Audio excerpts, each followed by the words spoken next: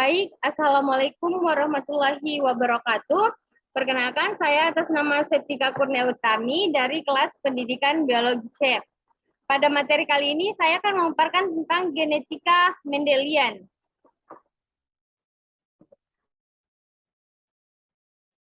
Yang pertama yaitu sejarah Mendelian.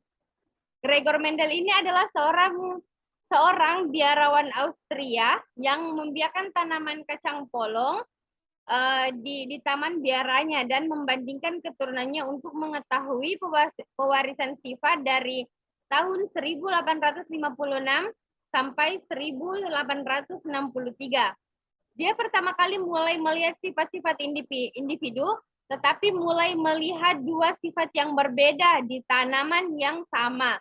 Dalam percobaan pertama, ia melihat dua ciri yaitu warna kacang polong kuning atau hijau dan bentuk kacang polong bulat atau keriput.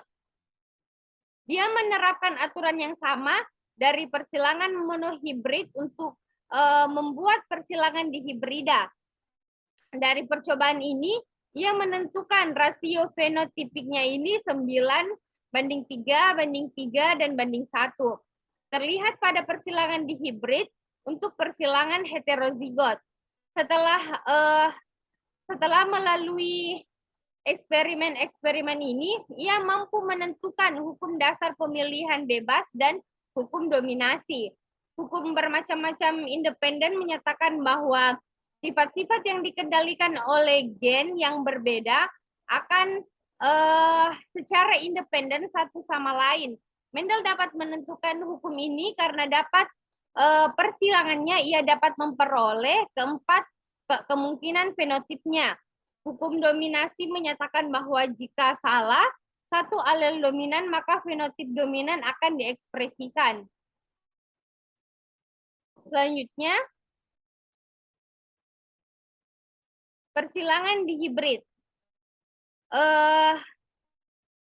Seperti yang sudah saya paparkan sebelumnya, Mendel melakukan persilangan dihibrid, yaitu persilangan dua sifat yang berbeda dengan berbagai kombinasi. Yang pertama bentuk biji dan warna biji, dan yang kedua itu karakter dari bentuk biji dan karakter dari warna biji.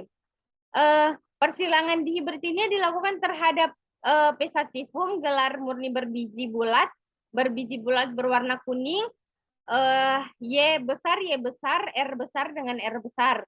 Dengan gelar murni biji kisut berwarna hijau ini, Y kecil dengan Y kecil, R kecil dengan R kecil. Hibrid F1 yang didapatkan adalah tanaman kacang berbiji bulat berwarna kuning. F1 dibiarkan untuk menyerbuk sendiri atau self cross dan menghasilkan dihibrid F2 dengan 4 karakter. Yang pertama tanaman berbiji bulat warna kuning, tanaman berbiji bulat warna hijau, tanaman berbiji keriput warna kuning, dan tanaman berbiji keriput berwarna hijau. Seperti eksperimen monohibrid, Mendel juga melakukan perhitungan terhadap masing-masing variasi dan didapatkan jumlah untuk masing-masing variasi itu 315. Di sini sebenarnya 301, 108, dan 101, dan 32 tanaman. Jadi rasio F2 pada persilangan dihibrid ini 9,4 banding 3,3 banding 3,1 dan banding 1. Dan rasio ini juga dianggap setara dengan 9 banding 3, banding 3, dan banding 1.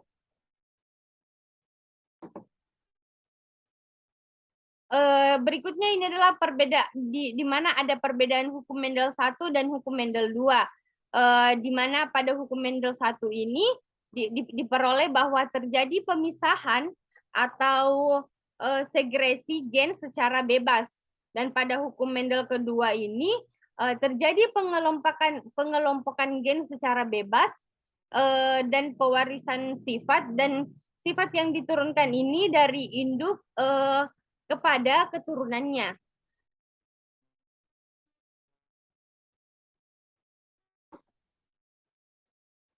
Selanjutnya ini adalah persilangan self cross, di mana kita menyilangkan antara biji kacang bulat berwarna kuning dengan biji kacang keriput yang berwarna hijau. Saat kita silangkan kedua ini, semua keturunannya itu akan memiliki fenotip yang fenotip F1, yaitu biji bulat berwarna kuning. Dan saat kita menyilangkan F1 ini, kita mendapatkan 4 varian fenotip. Fenotip yang berbeda, tetapi kombinasi dari dua sifat yang berbeda ini kita silangkan, yaitu biji bulat kuning, biji bulat hijau, biji bulat kuning keriput kuning, dan biji keriput hijau. Dengan rasio fenotip persilangan dihibridanya itu 9 banding 3, banding 3, dan banding 1 dari semua kacang yang dihasilkan oleh F2. Berikutnya, test cross. Persilangan test cross, di mana kita mengetahui banyaknya macam gamet yang dihasilkan oleh individu yang genotipnya ini dipertanyakan, dan untuk mengetahuinya dan untuk mengetahui apakah suatu genotip F1 ini bersifat homozigot atau heterozigot. Jika hasil tes cross di hibridnya ini non berangkai, maka menunjukkan perbandingan fenotip keturunan yang memisah ini 1 banding 1, banding 1, dan banding 1. Maka disimpulkan bahwa individu yang diuji ini adalah heterozigot dan bukan jalur murni. Namun jika fenotip hasil tes cross-nya ini 100%, 100% sama, berarti individu yang diuji genotipnya ini bersifat homozigot. Baik, sekian dari saya. Mohon maaf jika masih banyak terdapat kesalahan. Wabillahi taufiq wal hidayah. Assalamualaikum warahmatullahi wabarakatuh.